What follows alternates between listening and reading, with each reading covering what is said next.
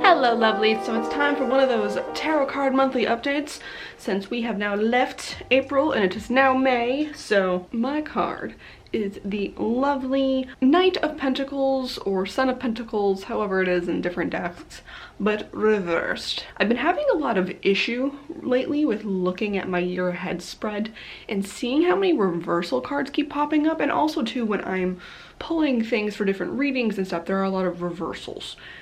And I feel like this is somewhat significant in a way, an idea of like things being turned on their head or me feeling very topsy-turvy. I'm kind of looking at multiple decks, so there's like the Page of Pentacles or the Son of Pentacles from the lovely Wild Unknown. Now this book doesn't necessarily do reversals in this deck.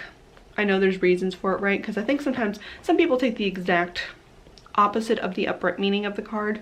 Other times it's a different type of interpretation that goes along with it, but I figured kind of dabble along with several, since I like when I don't necessarily understand a meaning of a card, I don't quite see how in the world this would apply, or I'm nervous to look at multiple understandings of it. So this one only has an upright meaning. We're going to read from this book and then we're going to kind of go from there, and then also just kind of look at the traditional Rider-Waite. So the good side of the Son of Pentacles is that he's loyal, determined, he's inventive, and can be trusted wholeheartedly, but sometimes this figure becomes stubborn and persistent to a fault. This, combined with his quiet nature, results in his being hard to get to know and socially awkward at times. He commonly only has one or two close friends rather than many. So if we're thinking about the whole encompassing of this card and thinking only of the negative side of this, so the stubborn, the hard work, the concept of being too set in ways or hard to get to know, I think this is very interesting, especially as stuff is starting to open up and looking into May and all the stuff that's going on. I definitely have some Pentacles always ring something about financials going on, and my financials are stable-ish, good compared to a lot of different people's. Steady job, paychecks are coming in, I can pay all my bills. But my bills are suddenly very much increasing. My cats unfortunately have had to do many a vet visit as of late, and that is definitely draining into my savings, and it is something that is causing me slight frustration in a sense, because as the world starts to open up and everything, I am now fully vaccinated, so I'm starting to open my avenues to things that I can do. My county in Oregon just decided to lock down even harsher because the cases are skyrocketing again, so there's still quite a bit of limits of things I can do. But suddenly, where previous, not even that long ago, I had money set aside and could get maybe a little more lackadaisical with my finances, to a point now that I'd been saving a little bit in the last couple of months. Suddenly all that's gone, and I am very frustrated with that, and specifically because I know socially, as more of my friends get vaccinated, as I can start doing things like something like being able to, you know, visit an outdoor restaurant, or, you know, go to a cafe and sit outside their patio, something like that, is something I would like to do very much, and I can find a little bit of money here or there to possibly do those things. But this huge vet bill coming in is now, the limiting of my finances is now severely limiting my social stuff, because yeah, there's stuff you can do for free here or there, which, you know, I can go to people's houses, hopefully they can come to mine as long as they're fully vaccinated and all that, but ooh, that's annoying. Like, I'm tired of being in my house, and like, it would be fun to go to other people's houses more often or whatever, but you know, it's just, why?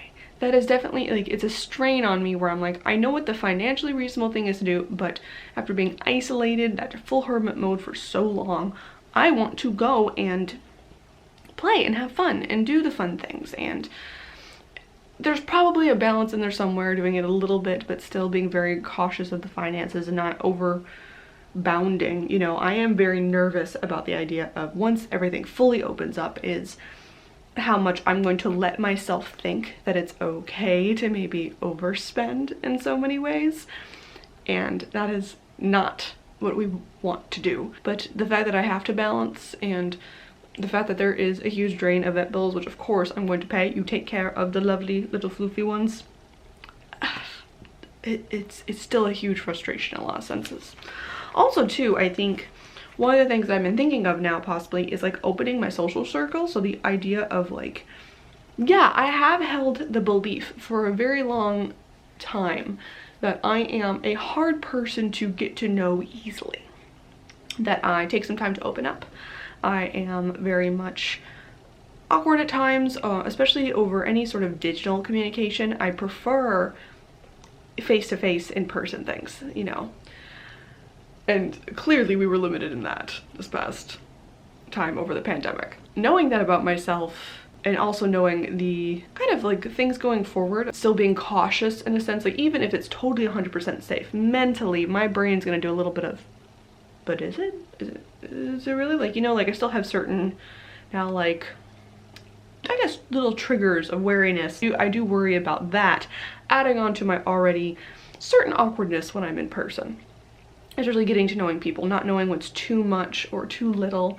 Also at times, just being confident enough in who I am and enjoying who I am without worrying about the critique so much. I've talked about this in the past before, but I used to be a very, very self-assured person to the point of never taking anyone else's opinion in, which is not... Sometimes you're being rude. There's a difference between being true to yourself and then rude. And I kind of like did an interesting little experiment with myself where I decided to take in a lot of what everyone has to say and kind of force myself to do that. During that time, I took in a whole bunch of critique and was really hyper aware and thoughtful of who I was and what I wanted to do. But I think unfortunately I overcorrected. And I took in so much of everyone's opinion and really thought of every time someone had given me any sort of constructive criticism, critique or otherwise, as that was more important than my own thoughts on the matter, which, no. Again, balance, important, right? I've noticed how that is now rippled throughout my life to the point where I am not necessarily confident in my own opinions anymore. And if someone corrects me, even if the minute I get alone, the minute I don't have everyone else's energies and stuff in my mind, it can be hard for me at times to say like, nah, actually I 100% disagree with you now, whereas that used to be extremely easy for me before. So I do have a little bit of a stance in a wall because I understand that it's hard for me to get to that point where like, yes, I can be assertive and firm and, you know, in my beliefs without being overbearing or rude. But also with the Knight of Pentacles, in a more traditional Rider-Waite deck, I am interested in the fact of knights as kind of like messengers. They bring in news, idea of a little bit of transition, transformation. They're also big planners, right? Like, it's not just like, if pages are more the idea people, right? Then like, no, like we're coming in with like a plan if we are a knight. Knight of Pentacles in the Rider-Waite. He doesn't seem to be in action at all, very just like kind of looking over the plains, holding the single pentacle, looking forward. And again, the idea of like stagnation, the stubbornness thing keeps kind of popping up in my head. Questioning then, in what ways am I need to look out for being stubborn in the month of May? In what ways am I not allowing flexibility to come in? I think there is definitely a sense of having to be flexible and go with the flow with so much over the many months previous to this, right? And so I think a lot of us are feeling that, no, darn it, like kind of going back to my demands video of I demand it be my way now. I demand things to go my way and for it to be nice and fun, and I'm tired of things not going my way. And while definitely you can make structured plans and push forward and get stuff done, there are multiple ways to accomplish things. And if you're constantly hitting your head and like, why aren't I getting results? Maybe it's time to look at the way that you are attacking an issue or a problem, right? Like, is there something else that you could do that opens up things for you and pushes stuff forward? That's kind of gonna wrap up the little review and my thoughts on this card for what I think the month of May might have in store for me, something to constantly keep in mind. Comment down below. Like, neighbors are apparently banging all over the place. What do you guys see when you think of the page of the Knight of Pentacles reversed? Is there anything that I missed possibly in this card that you see? What are your monthly cards coming up for the month of May? What are you looking forward to? What are you a little nervous of? all of that in the comments down below. And I'll see you guys in the next one. Bye-bye.